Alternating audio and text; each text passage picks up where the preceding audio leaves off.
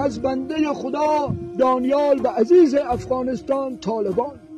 خداوند سبحان همیشه بر ما دودمان شیره و تریاک و مواد مخدر بلاها گماشت و ما را به مساعد گوناگون امتحان نمود.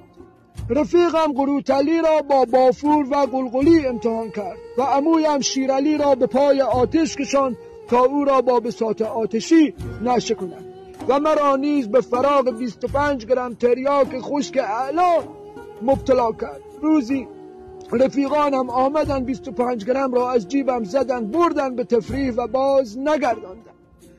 کمی شیره داشتم که از همان تریاک گرفته بودم و وقتی که میکشیدم بوی آن تریاک را در این شیره ها استشمام میکردم. روزی دوستی آمد و برای شبی مقدس آنها را از من گرفت و برد و کشید و نیاورد. مخلط سخنیم که دست و پایم درد می کند، رمق ندارد و از خماری و در خماری به سر می کنم و می خواستم که به این پیر درمانده ترحم نمایی و مقداری تریاک برایم بفرستی.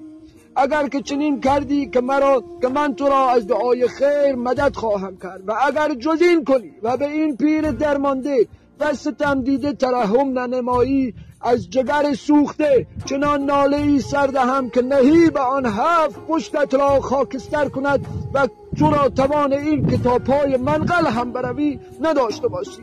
بنده خدا دانیال.